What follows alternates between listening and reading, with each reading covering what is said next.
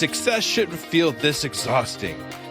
If you're winning on paper, but burning out behind the scenes, you aren't failing. You're stuck in a psychological bottleneck called a hurdle of stop. I've been there. On the outside, things look great, but I was secretly burning out, convinced I was just lucky, and waiting to be exposed as a fraud. I realized I didn't have a business problem. I had a mindset block. Whether it's imposter syndrome, perfectionism, or fear or failure, these aren't just feelings. They are growth bottlenecks. Identify your specific hurdle and get one immediate action step to regain your momentum today. Go to tuepodcast.net/quiz. That's tuepodcast.net/quiz to take the 3-minute assessment and get your report now.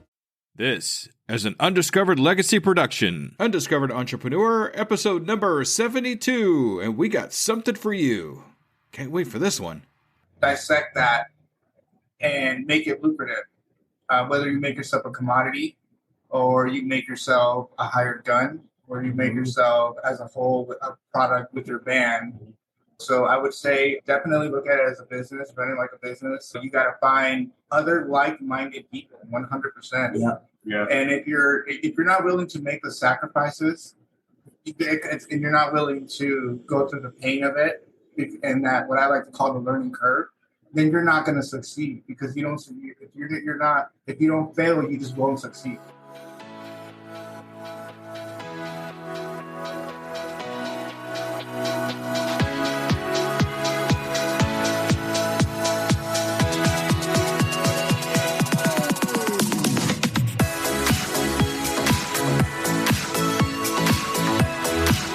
Welcome to the Undiscovered Entrepreneur, the podcast where brand new entrepreneurs come to life and could quite possibly be discovered.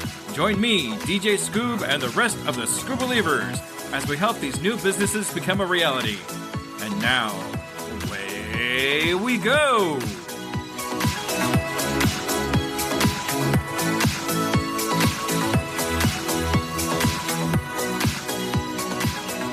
Hello, Skoobelievers, and welcome to episode number 72 of the Undiscovered Entrepreneur, and it's me, DJ Skoob, coming at you whatever device you happen to be listening on. Okay, so first we're going to talk about the Skoobeliever of the week, and the Skoobeliever of the week is none other than Leo from Films and Fermentations. Definitely an awesome podcast, and I got a chance to talk to Leo personally about some things he was working on. Definitely a Skoobeliever. I want you to check him out and his podcast. So if you want to do that, look into the show notes below, and there'll be a link there to see all about Leo and his podcast. All right, today is definitely a very special episode we put together just for you. I've only done this one at a time with none other than Hal Jester from Hal's Hal Shack, and we are actually doing another musician edition of the Undiscovered Entrepreneur with none other than my brother's band, Los Pistoleros. Now, this band is just amazing. It's a band of musicians, entrepreneurs, with just some awesome stories and insights. They go right into their challenges, their successes, and the essence of their music career, and they unveil their passion, vision, and unwavering support system they have for each other, offering valuable advice for aspiring musicians. You got to witness their unique fusion of genres. It's just amazing.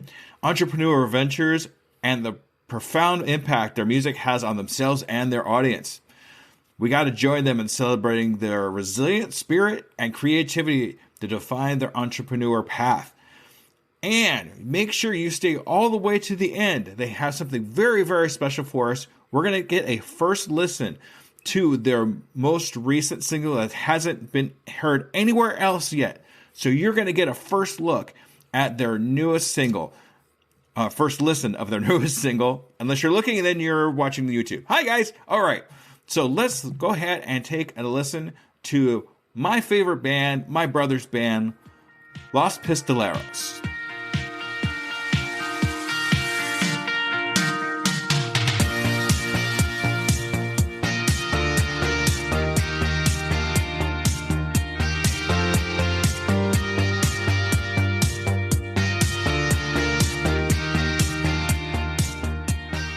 Salutations, Skoobelievers, and we are here again with another amazing entrepreneur. But we're not just talking about any sets of entrepreneurs. No. We got something really special for you today. We're giving you a music version of entrepreneurs today. We're talking to Los Pistoleros, and one of the band leaders is none other. Pistoleros. One of the members is actually my little brother, Jerry Blount. Hey, Jerry. What's up, big bro? All right, and we're talking to middle guy, go. Andy Hernandez. And last guy, go. Chris Chamberlain. All right. I got to tell you guys, I've been listening and watching you guys as much as I can, obviously, because my little brother's in there. But I'm really excited to have you guys on my show to talk about how we can have an entrepreneurship as musicians. Yeah. I've only done this one other time. If you want to look back into the show notes, I will give you a link to that. One other time I've done this, I did this with Hal Jester of Hal's Shack, Hal Jester's Hal's Shack, and he has a podcast which is all indie music. Oh, right. Cool. So we're going to do something like that, but we're going to talk to you guys this time. So I have a very, very important first question to ask you. You ready, guys? Yeah, what is it? Ready. All right, here we go. Are you Skoobelievers? Yeah. Yes. We are Skoobelievers. Skoobelievers. Skoobelievers. Look at that. I love it. You're gang signs. Skoobelievers. Nice. Thanks, guys. All right. I appreciate you being Skoobelievers. All right. So what I'd like to do is go down the line and get a little bit of origin story history of each of you. Jerry, you go first. Oh, okay. Well, as a musician or just in my general music, I've been playing, since I was about 9, really. Been playing music nonstop. Took a little bit of hiatus a few years ago and then started playing jazz a little bit. And that's been my thing for a long, long time. And then I actually met these guys. Actually funny, I met them doing a side project playing upright bass. And it didn't work out just because I had other things going on. They had other things going on. And then they had another drummer. And he was leaving the band and asked if I wanted to join. And so we got together and we just hit it off the gate and just started playing pretty much since that time. Yeah. So, yeah, that's pretty much it for us. That's our history. Awesome. How long have you guys actually been playing together?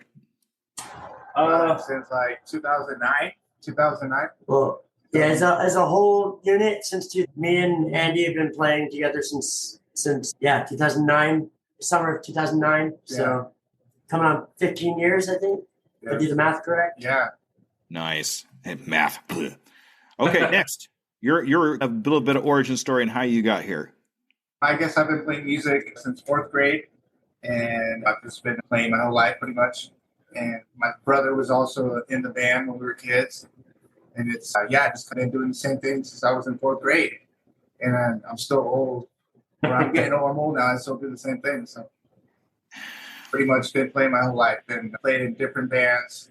And I've got a little niche going on. And it's working out great. We're in a resurgence going on right now that we got with the band. And definitely I feel like I've kind of ventured out a little bit more, and I came back home to grab everybody and take them back out there and basically show them there is a pot of gold at the end of that rainbow. Yeah. That's a good way to put it. I love that. That sounds fantastic. And then you over there. I've been playing music since as far back as I can remember. I started with piano, just messing around as a kid, but I started first taking it seriously when I was about 7, 8. I picked up a violin and started with violin and then immediately went to guitar and picked up other instruments along the way. But music's been the one thing in my life that's been consistent my whole life. So, from an early age, self-taught, pretty much just mostly that's been my main bread and butter for comfort and even stability in life. So, yeah. That's awesome. It's nice to know that it's nice to have something stable in your life, whether it be music, whether it be podcasting, whether it be something that you have that you can hold on to and it's going to be there for you no matter what. Yeah. Yeah. So what actually made you want to start this band? I mean, I got a little bit from Jerry, but I mean, what was the catalyst that actually got you guys playing together? What was that? What's that story like? I guess it was just basically looking for other like-minded musicians that were as, I want to say, tunnel vision and 100% focus on what I was doing with my I want to say, God-given talents that I didn't know I had. That another musician and an older musician would teach the kids in class, and that's how I discovered. I didn't have to try. I didn't learn. It was a natural thing. Yeah. And when it's a talent that you have, it's a gift. And so when you realize that and you realize its power and its potential, you look for other people that basically are on that same kind of vision and tunnel as you. Yeah, I want to second that. That's for me what it was too. Is it was the one thing for so many things in my life. I always felt like a little bit of a outsider away from the rest of the group, and I felt like a lot of things I didn't get that other people got. A lot of them were good at sports, and some were really good at just making friends or whatever. I was really good at music, and that was my thing. And I knew that I felt comfortable and I felt confident 100% that I was killing it at that. So I went all for that. And I think for us getting together, me and Andy met actually, I think on we'll call it a classifieds, online classifieds website, without naming certain names. But yeah, we met on in an online forum, and I think I was 17 or 16, and he was a little bit older than me, not a whole lot, but he was a little older than me. Took me under his wing and showed me the ropes and helped me cut my teeth on the whole industry, and even showing me the ins and the outs and the do's and the don'ts, and some of the things that we didn't know at that time, or he didn't even know, we learned together and learned how to operate, not just ethically, but efficiently and the right way. Yeah, I think that like all of us individually, music comes from within. So everything that we play, it's something I put out, something he puts out, something he puts out, and it all meshes together. And that's what we all put out. So whatever we put out, everybody else is experiencing what we're putting out. You know what I mean? Yeah, it makes sense, because you're trying to put out what your emotions are into the music for everybody to experience, not just yourselves. I mean, of course, you're experiencing the music yourselves individually, but putting it together for other people to experience all together all at once, that's just fascinating. Creates a whole other monster. Yeah, it basically creates like a fourth entity. Yes. Yeah, and you can't really explain it unless you're, I guess, playing music or as a musician. But when you play with musicians and you all hit that spot at the same time, it's like there's no other feeling like that. You're just like, damn. It's like you always, it just happens at one time. It's just, there's no other feeling like that. Yeah. Everybody's something, and people are good at music, some people are good at fishing. Everybody has a thing. And if you haven't found something, keep moving forward, because you will find something eventually. Yeah, definitely. You know? Yeah, we all got to look for that passion within ourselves. Yeah. That's really what it's all about too. If you don't know what it is, or you haven't found it, look for that little piece that you just love and work off of that and build off of that, and finally get to a point where this is your passion. And that's what I call our zone of genius. Yeah. And you're all in that zone of genius right now. And I could tell by the way you are together, you work together, you're not talking over each other. You're giving everybody a chance to talk, and you can feel it in your music too, that everybody gets a chance to shine. Right. Yeah. And I love that you guys are mentoring each other, not just so much as who has the most passion, who has the most experience, but you all learn from each other. Well, instead of being like an over leader kind of thing. Yeah, you got to admire the guy that has the opportunity in one way or another to go maybe a little further than people around him, but to turn around and to say, check me out, instead of turning around and coming back and helping your fellow people and lending a hand back to bring them up to where you are too. Yeah. Pull each other forward. So if you go up there more, if I go up more than them, I come back to pull them up. Wherever I go, they're going. Same, vice versa. I just think it's more a good character to turn around and come back and help out. Bring people with you. Yeah, show them the way. Show them that your path, you went a little deeper. Turn around and help them come with you. And what I call it is we rise by lifting others. Yep. Mm-hmm. Yep. And that's what it's all about too, not just in music, but in all types of entrepreneurships and all types of businesses that you could run. It's not about you, but it's more about who you could bring with you to lift them up to be better people. Oh, yeah. Absolutely. All right.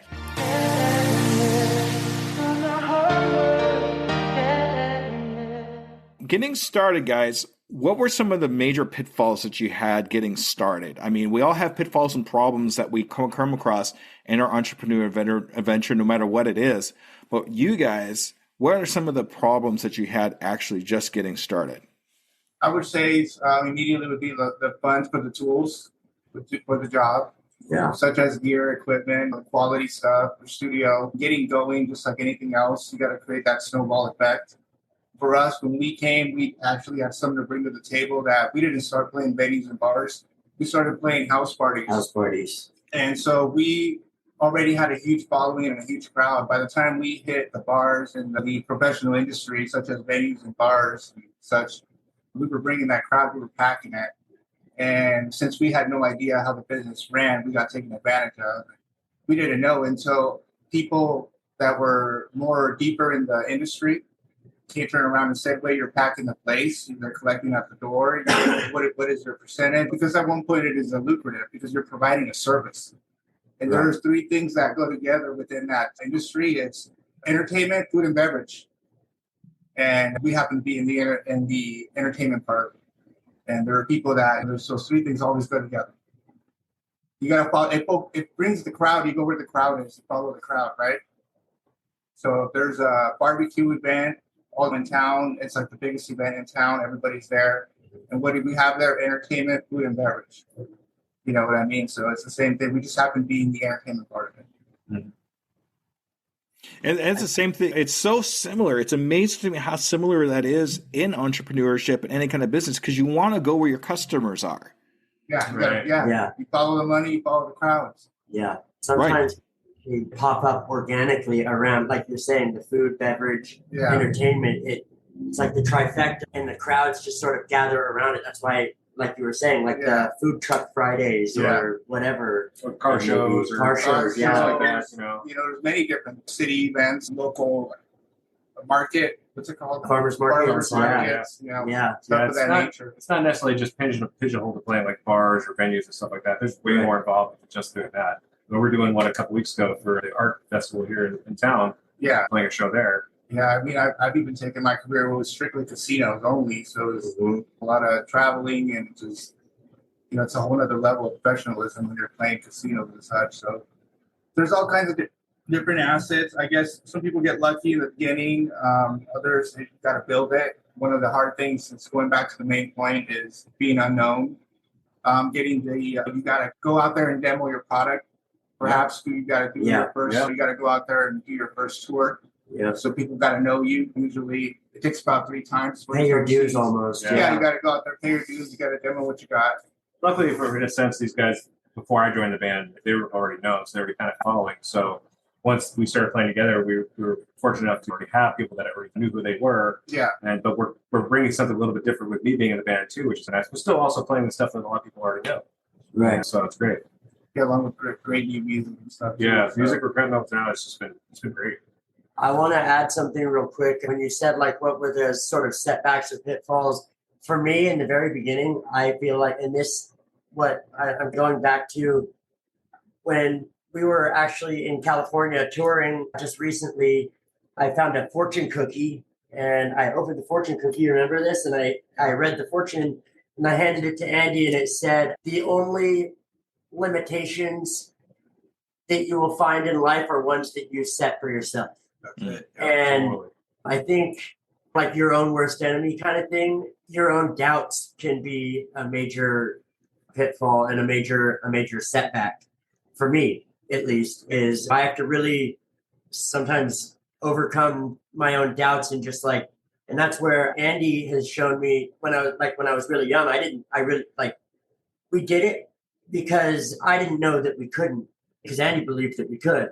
And we did, and we were able to do these things. But if he didn't believe in me when I didn't believe in myself, I don't know that we would even be doing this. Yeah. So I think confidence and belief in oneself is a major thing about moving forward. And how it sounds corny, but it's true. Yeah. Dreaming and manifesting and visualizing. Totally. A lot is years of experience too. Just like anything else, there's that learning curve.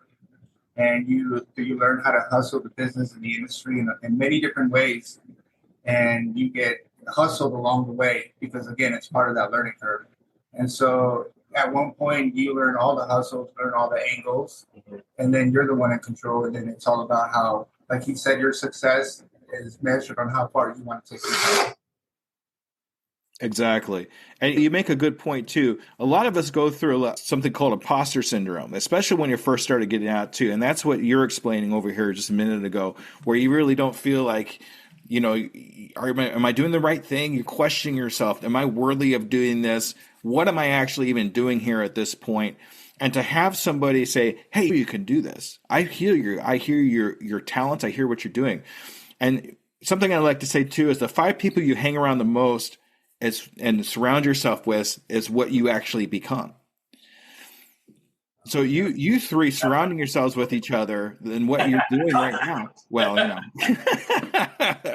On that same thing, when I joined the band, I was doing my own thing. I wasn't really gigging with anybody, but when I started playing with them, I really felt like it fit my niche perfectly. You know what I mean? Like, and not just musically, but also like personality wise, we just clicked really well. And it brought me out of my funk, and I'm like, I could do this. And these guys are constantly like, dude, you got this. Like, you can get this. And it really helped my confidence, both these guys, with even just playing shows together. Really, I haven't played shows in a long time, and it's just really like brought me out of my shell. So, yeah, definitely. You've been climbing the ladder. Yeah, man. Are you allowed to talk about that or not? Oh, Can yeah. you say anything? Well, I just recently got a endorsement by a single company. Yeah. Ooh. That. Yeah, so Sponsor pretty pro stoked about musician. that. Can't name names yet who it is. They got signed the dotted line, but it's in the works right now, and we're all pretty jazzed about that. Congratulations. That's amazing. That makes my heart feel good for you. It feels good for all of us, really. But yeah, thank you. All right.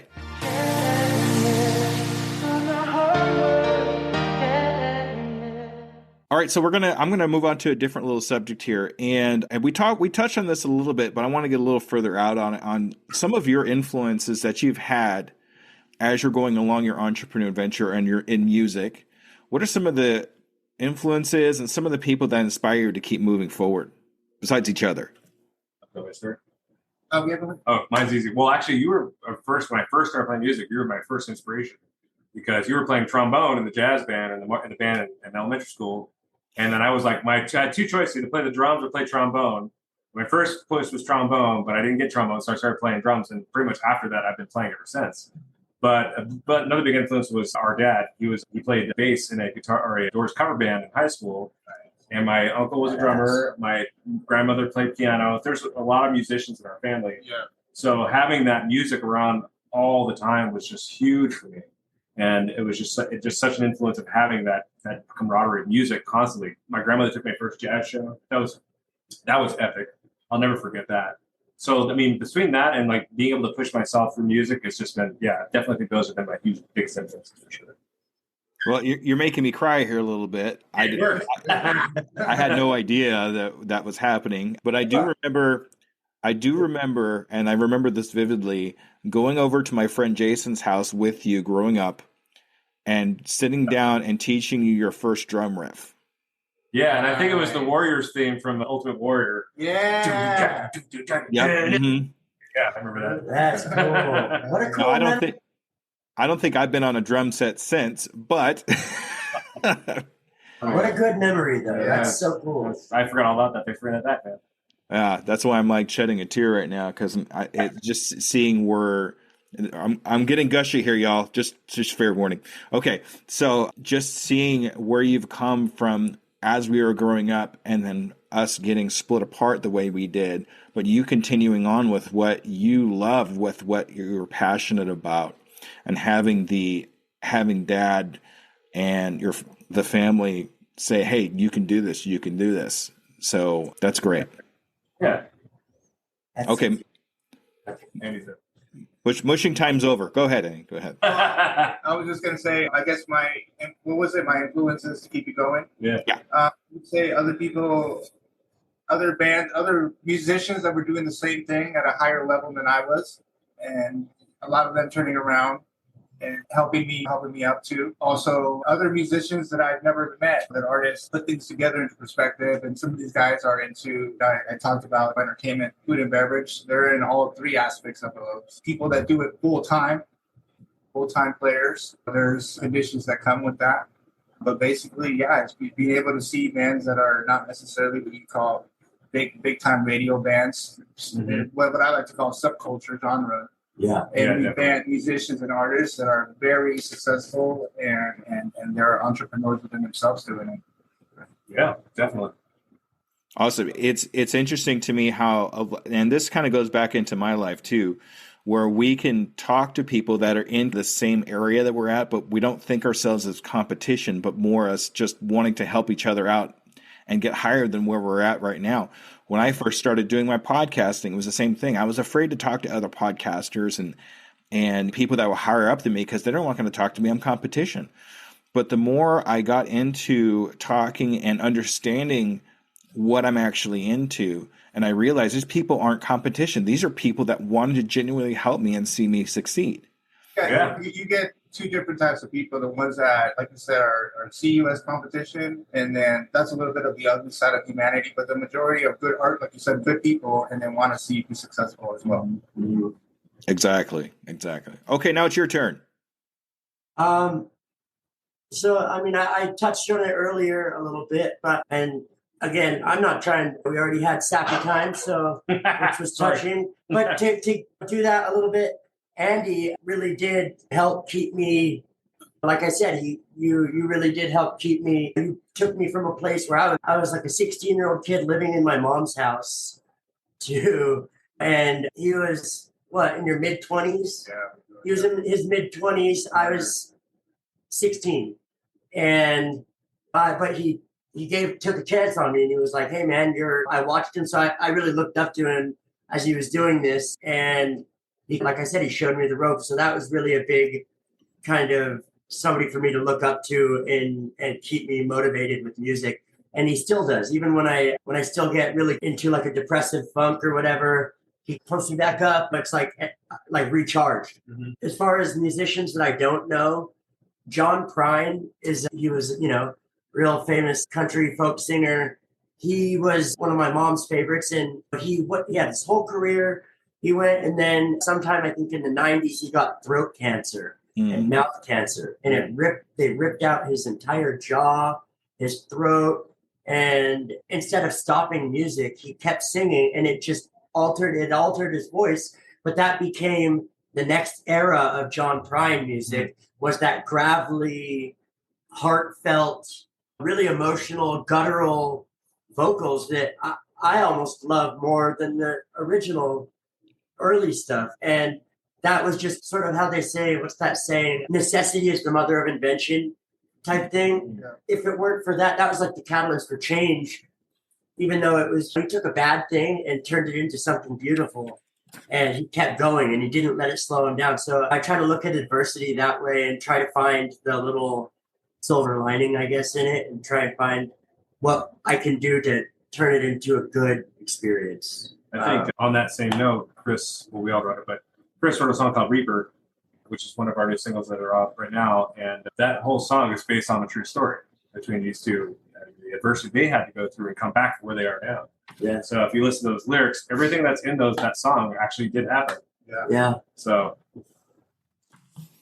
that's fantastic. It's okay to look up to other people that are higher up and strive to be inspired by them, not necessarily copy them, but be inspired by them and their stories. And sometimes you hit one or two, just like the gentleman you're talking to about a minute ago, where he just does something miraculous, and it gives that warm, fuzzy feeling in your heart. Like, if he can get through that, I can get through anything. Yeah. All right.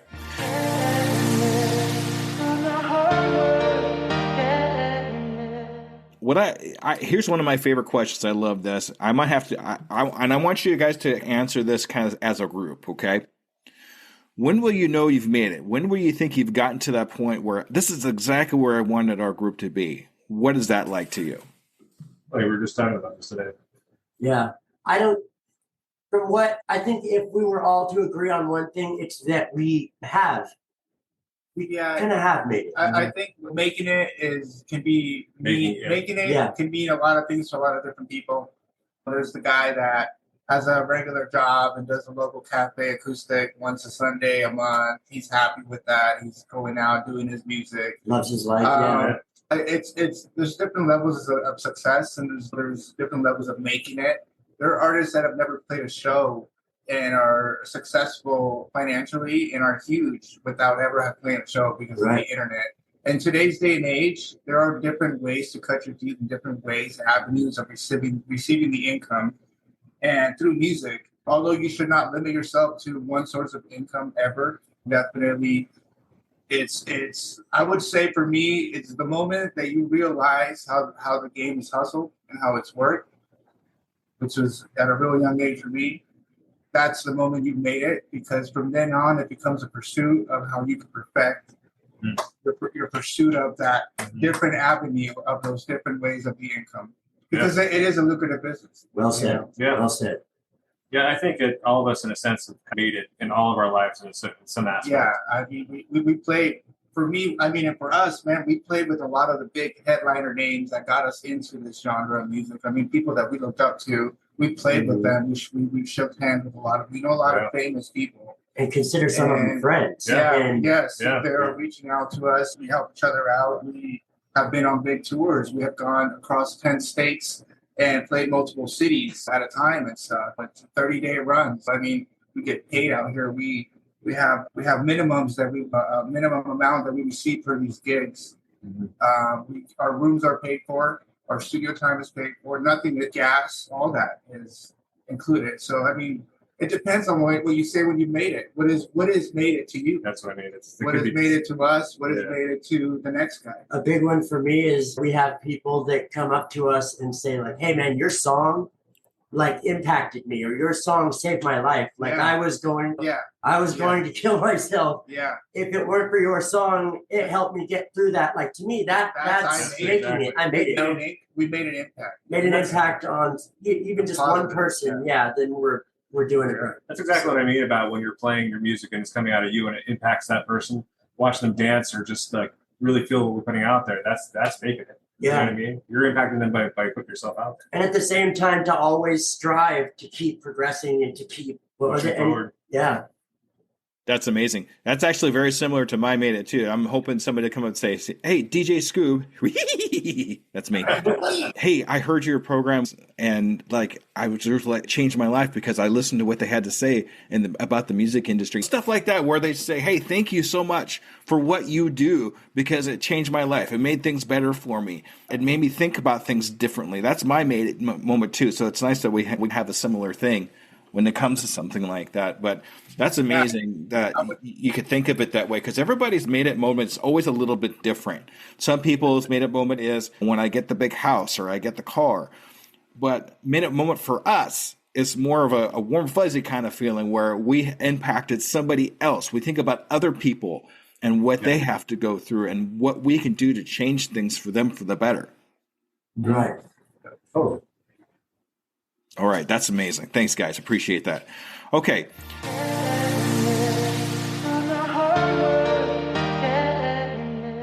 You do your tours and you go out and you talk to people all the time, I'm sure. But if you were to run into somebody that wants to have the same or similar entrepreneur adventure or music adventure as you guys, what would you tell them? What kind of steps would you have them take?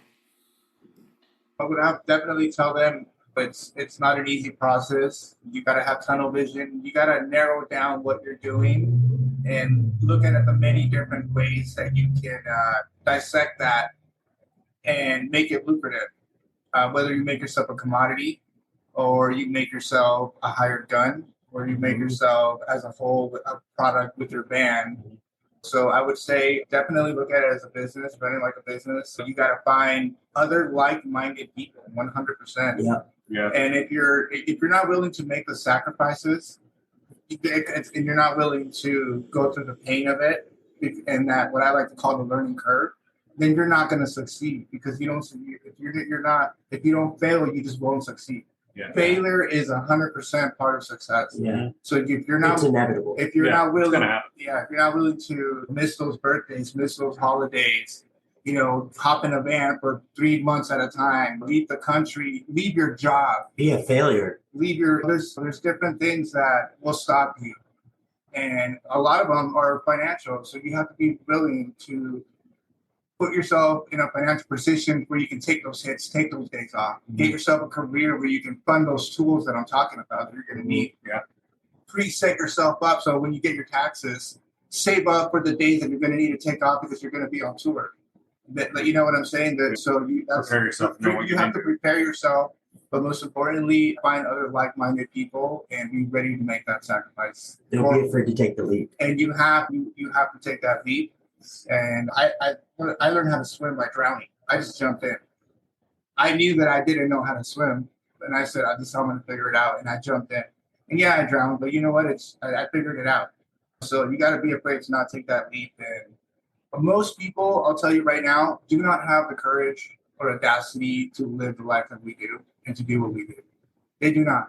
They are attached to their comfort zone, their job, their career. They do not have the courage to do what we do.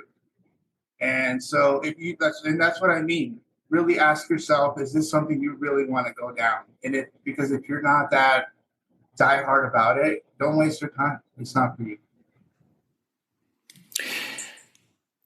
That's amazing, dude. I got to tell you, it's funny that you being in the music industry still use, and I'm saying this is amazing, still use the same words that we use in entrepreneurship. Mm-hmm. Comfort zone. That's a big one. That's a big one in entrepreneurship. And this just goes to prove how music and what you all do is still an entrepreneur adventure. When I first thought about it, I was like, music is a whole different type of industry. How is that an entrepreneur adventure?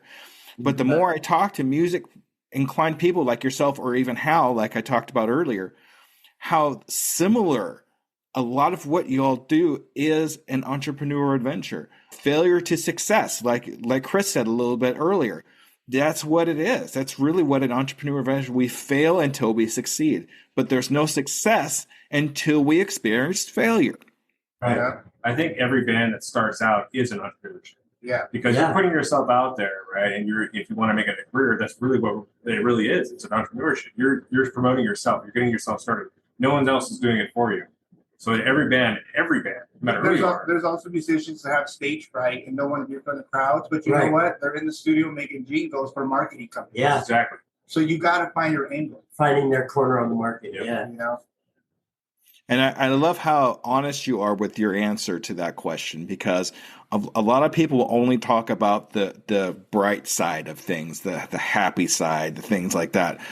But you got to understand that this is something that can be tough. It's going to be difficult, and you have to be ready for those failures. You have to be ready for those downsides that go with the upsides. It's not all sunshines and rainbows. Sometimes it's bowls of mud. It's just how it is. And I love how you talk about being scrappy. That's what I call that too. Not just having, okay, we got to set this one thing, but we got to make sure we're doing these other things too. And we're making money so we can do this and come over here and do that. I love the scrappiness of that. Yeah, we're all scrappy in a sense. You have to adapt. You miss your target. If you're aiming for a target and you miss the target, you realign your sights back on the target. You get back up and stay resilient and keep going until you hit the target. Exactly. And just so you all know, I'm not talking Scrappy like Scooby-Doo Scrappy. We don't talk about him anymore. He's evil. All right.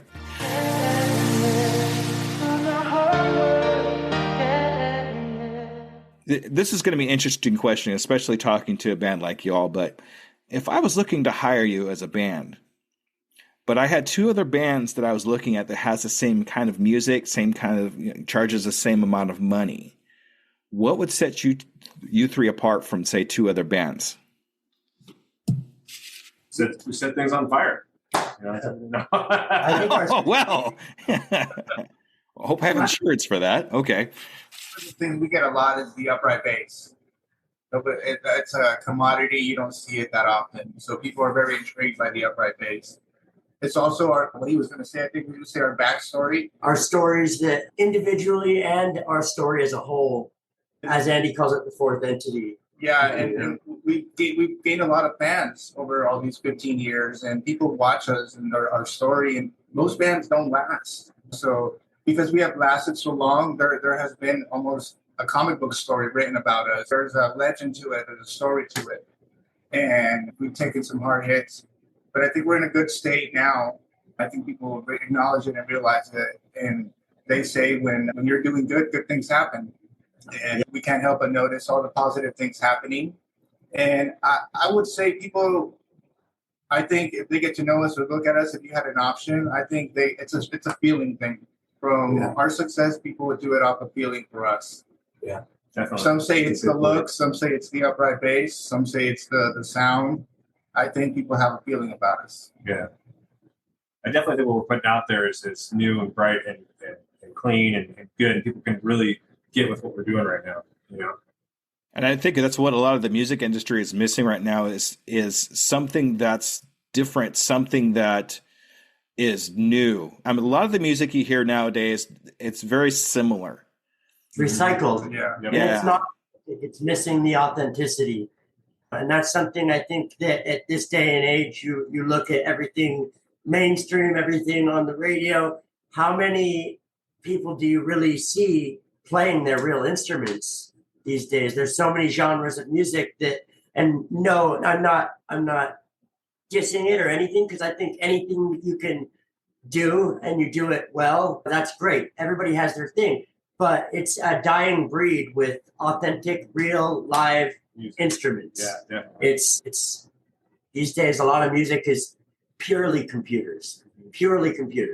And I think that's one thing that sets us apart from a lot of the bands these days, is that not only do we play real instruments, but we play some instruments that are almost almost extinct instruments. You could probably count on both hands the amount of people in our area, at the very least, that have this instrument featured, the stand-up bass. Mm-hmm. But the way that he's playing it is completely his own way. Mm-hmm. And with the style and the genre of music that we're playing, even in our little subculture, we have our own little style of it. Mm-hmm. So I think we definitely have a way of setting ourselves apart. I definitely think we stand out, even in another genre of music. We stand out a little bit different than everybody else. Yeah. It's also, another that is our professionalism. When other venues or promoters look at you, it counts your visuals, your numbers online. Certain promoters want to see our previous ticket sales. Yeah, our draw. Which are a couple, we had a sold out one recently. So they want to see your draw. Some people want to see if you're afraid to split. People want to take your percentage of your merch sales. And so your website, you carry yourself with your online presence too. If you don't have any of these bright points, what I like to call checklists, people look at all that, and promoters and venues look at specific things. So it depends on where, are you looking at us from a guy that wants a local wedding gig, or you just want a band, or are you looking at us from a promoter that's looking to sell some tickets and put us in a big place in San Francisco with a big venue or make a mean band? Yeah. You know what I mean? So It depends. Or are you just looking to hire the Friday night band? You know what I mean? So it depends on what you're looking for. So you guys have such a differentiation when it comes, especially the upright bass. I mean, how many bands that play your genre of music have an upright bass? Just like Chris was saying just a few minutes ago, it's that one thing that differentiates you from everybody else that's out there. Right. And I think our music speaks for itself. Although there is that psychobilly, rockabilly genre, there's punk, there's ska, there's different styles, right? Jazz. There's jazz. So I think we play with a lot of different bands, and they almost don't know where to place us. You could say our own peers within our own genre call us pop punk, because our music isn't to the psychobilly line. It isn't the rockabilly line. It isn't the punk line. It's the ska. Right. You can hear it. We have outlaw countries. Got a little bit of everything. Yeah. So people, even our own peers, don't know where to put us because we're a little bit of everywhere, a little bit of taste of everything. Yeah, that sounds like what I like to do with a lot of business people that I talk to, and they come to me for advice, and they're doing 2 or 3 different things. And I was like, why don't you just mash them all together and just make something new? And that's how it sounds like. You're taking all these genres and you're mashing them all together to make a new sound. Hybrid monster. Yeah. We are. We're a hybrid monster. So that's amazing. So, okay, you're hired. Okay, good. All right. So, all right.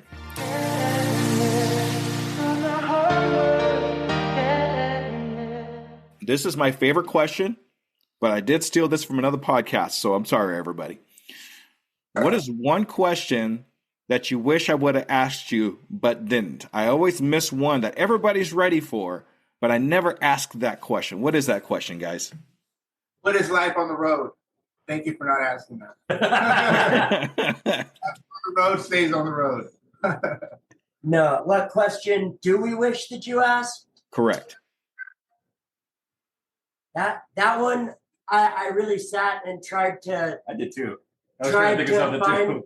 find something. But what else would we be doing if we weren't doing this? There you go. Oh, I like that. So if you guys weren't playing music with each other, what would you be doing? Yeah. It's very. I came up with the question. I don't have the answer. I only answer because I already have a career, but I work on cars. That's what I do for a living. I've been in Audi tech for 25 years. So if I wasn't doing this, which is what I really want to be doing, obviously this is what we all have a passion about. I'm good at what I do, but this is what I'm passionate about. I think there's two different variations between that. Like I'm a good technician. I'm really good at fixing cars. Always have been since I was a kid. That's not what I'm passionate about. Music is really what feeds my soul, not cars. So if I had to, I'd have to pick cars, obviously, because I couldn't do anything else. Do that or sell blood. They're pretty good at that. I guess for me it would be I'm a union iron worker, so I would be hanging and banging, torching, welding, doing stuff like that. Steel work, putting up in buildings. Yeah, iron work, steel work. That's what I do. Shop, oh yes, and so I also have a print shop. This guy kills it. So we have merchandise. Some of the things we offer are obviously our musical services, but we also offer merchandising, apparel for your bands, for all businesses, and we also offer a network of bands that come to Reno. And everywhere we know bands everywhere, they hook us up there and set us up, and we set them up here in Reno. So over the years, we built a spider web of connections, and that's how our tours go. And we've been able to cut out the middleman. So we've been, which helped us a lot, boosted our income because we're able to cut out the middleman. We make our own shirts, prints, full color. We also make embroidery too, hats, anything. We do it all for other bands and other businesses as well. Andy's really, really good at it too, so keep that in mind. Andy, do you drop ship? Yes, we do. Okay, we're gonna have a conversation. Okay. Chris. My other passion is in the harm reduction outreach field. So I think I'd probably be doing something in that arena. I struggled with addiction for many years and finally overcame that through support and family and music and my dreams and feeling a purpose of besides needing to just waste away somewhere. So I want to help other people that are still dealing with it and try to help them get to kind of like we were discussing earlier, like if you make it farther than your peers, you turn around and you help them get to where you are. So something in that area I'd probably be doing. That's awesome. That's great. So this is a good example. Sorry, guys, I'm making an example of you, of your zone of excellence and your zone of genius. Two very similar things, but produce a very different product if you really think about it. So, like Jerry's zone of excellence is working on cars, but his zone of genius is music. Yes. And the same thing for Andy, where his zone of excellence is in printing and the kind of thing he talked about earlier, but his zone of genius is music. Right. And same thing for you, Chris. Your zone of genius ends up being music. And we really have to be careful how we can separate these two to fulfill us with more love and abundance in our lives than just if we were to work on cars or print a t-shirt or whatever it is. Finding that zone of genius is really what escalates us to where we could actually be. Yeah. I was thinking in a perfect world, I'm doing the merchandise. Chris would own his own recording studio. Oh, man. And then Jerry would own the vinyl pressing machine. And then we're basically a label working for ourselves, and we're our own self-funded. Check situation. Back with us in 3 years.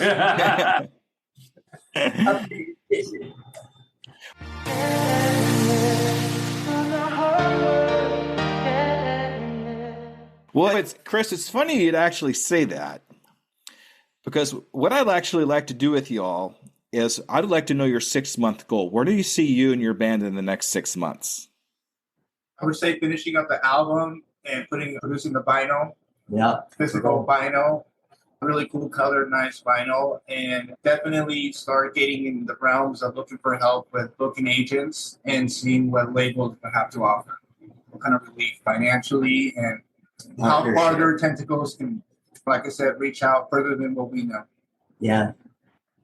Endorsements, sponsorships, partnerships, yeah, and ultimately contracts, deals that we can do to some more proper management. Yeah, because we are I think we're killing it with the resources that we have available. But I would love to see what we can do with some real solid backing. Yeah. I think the sky's the limit if we had that. Yeah. I think if we had that, we would just be. When we have that, we'd be able to just take off from that point. Yeah. When but when the time's right, it'll get there. I think ultimately, though, I think we're just all having a lot of fun doing what we're doing, enjoying it before the Reaper takes us. There's a fine line there, and a lot of stuff we do for the love of labor because we love doing what we do. Right. But we also understand that it's a lucrative industry, and that we are with all our rods on our boat. The more fishing rods, the more bait, the more chances. You know what I mean? Yeah. Yeah, that's a great analogy. I love that. I'm going to use that. All right. No, we already allowed him. Oh, that's right. Dang, man. See, I thought about this way ahead of time. So. Yeah, you've done this before. So what I'd like to do with you guys, if it's okay, is in 6 months, I want to have another interview with you, just like this, and see if you've accomplished those goals. See if we actually have the album out. See if we actually have the vinyl out, which I never thought I'd be saying again after the 80s, but that came back. And see another niche that we're talking about. There's a big resurgence. Yeah, there's a whole subculture on vinyl and even colored vinyl, set, different colors, special edition, limited runs, and that's with the real quick. Just to add on to that 6-month goal, that album that we are putting out we're planning on. It's going to be a special. I'll just without divulging too much information. It's going to be a special. It's going to be a special one. It's going to be special. It's going to be special. Yeah, we've all been working really hard on it, all of us individually. I really think the 3P show is going to be a really cool. We got some cool art. Got some really good ideas. Some really cool art ideas. Concept. We also we're in the studio around recording and getting this out put together. Discuss we're going to release something specifically for you guys. You're going to have the first cut of this new track that we just did. I'll give you the very first one, so all your listeners are going to be the first ones to hear it before it's actually released. So. Okay, hear that, Skoobeliever? We are getting a first listen to this song. I guess it's the first time it's being released, so stay tuned for the end of the show because we're going to actually have that for you during the wrap-up that I always have at the end of every show. So make sure you stay tuned for that. All right, so we'll follow up with you 6 months, see if you've made those goals, okay? All right, thank you. Thank you so much. Absolutely. Okay, so this is your time to shine, guys. This is your time. I want you to advertise yourself. How do we get a hold of you? How do we become your biggest fans in your band? Pistolerosrock.com is our website. You can go on there. It has all our tour dates, all our bio, all our links, all our information. We are on Our shop is on there. Yeah, our shop. We are on over 150 platforms. And Los Pistoleros, Reno, Nevada. Look up Reno, Nevada. Or just lospistolerosrock.com. Yep. You can find us on every platform, on Spotify, Apple, whatever. We're on everything. We're on everything. Yeah. Me too. Okay, so. All right, guys. Hey, thank you so much for taking the time out of your evening to talk to us, talk to the Skoobelievers about how music can actually be an entrepreneur adventure. Thank you so much. And we will follow up with you in 6 months. Okay, guys? All right, Thank you so much for having us. Thank you so much. Jerry, Andy, Chris, thank you. All right, everybody, all my Skoobelievers, make sure you stay tuned for the wrap-up. Thanks, everybody. Have a good night. Bye-bye. Bye.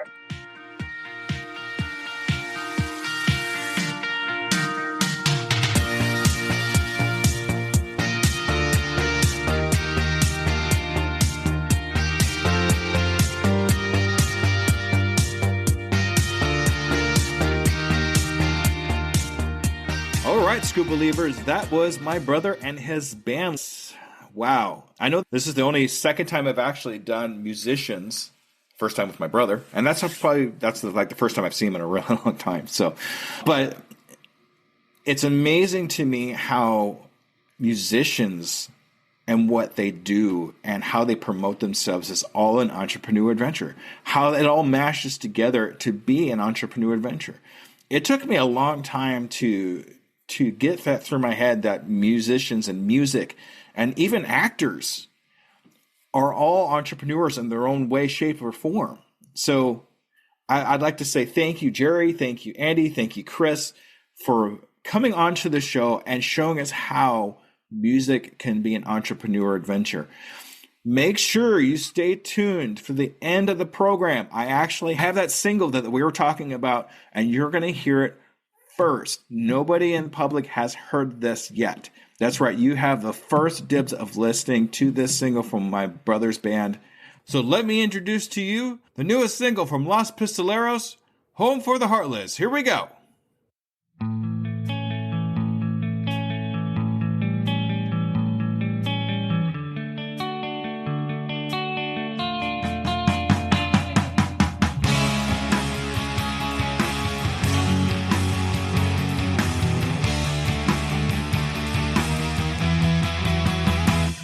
When the rain stops pouring in Seattle and the wind stops blowing in Chicago, when those rats that run around on the streets in my hometown stop making friends with the enemy,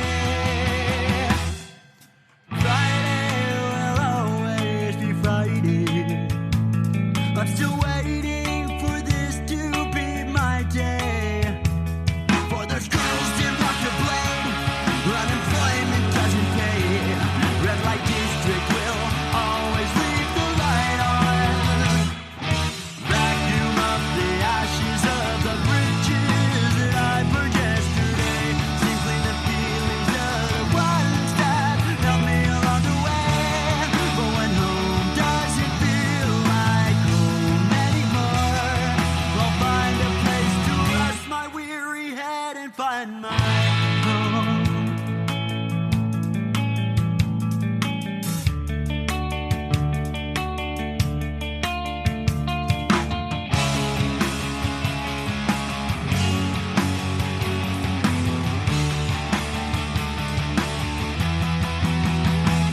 I'm a rap Lamborghini, what's the meaning?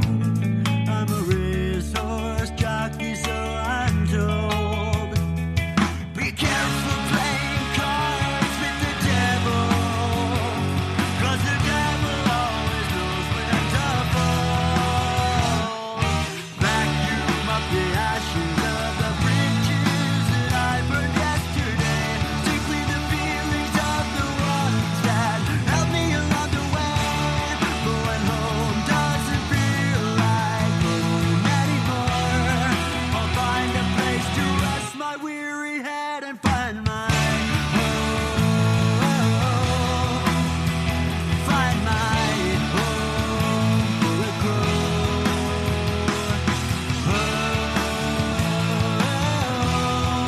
Take me home.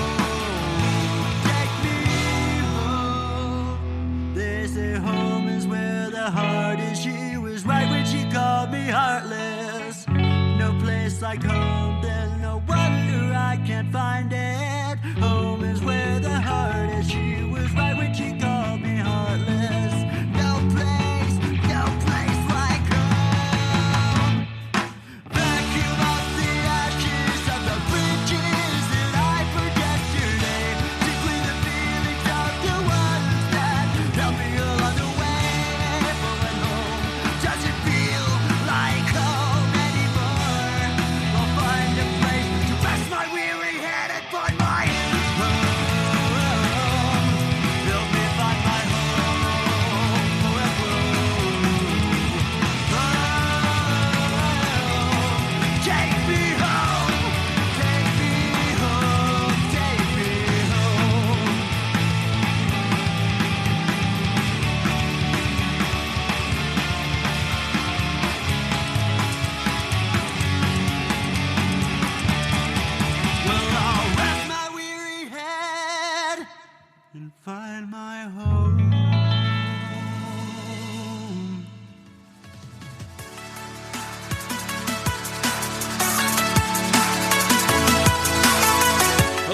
DJ Skoob here, and I just want to personally say thank you for listening to my program. I really hope you learned something.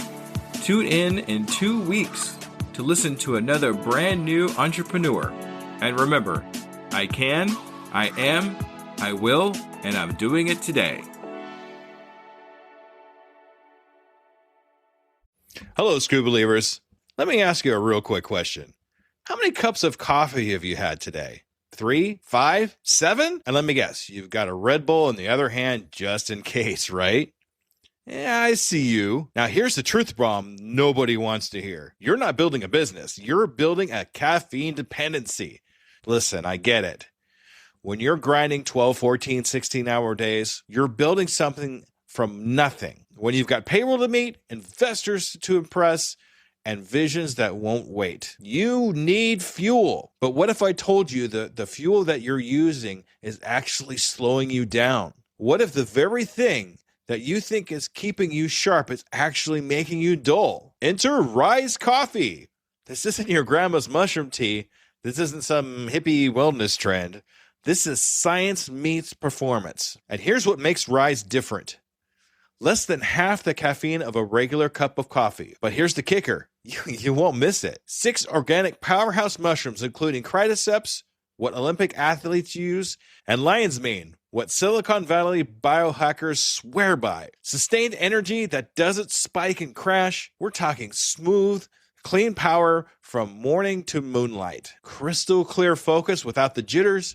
Imagine closing the deal with calm, confident mind instead of the caffeine chaos. Gut health and immune support, because what's the point of building an empire if you're too sick to enjoy it? So here's the challenge to you. Stop borrowing energy from tomorrow.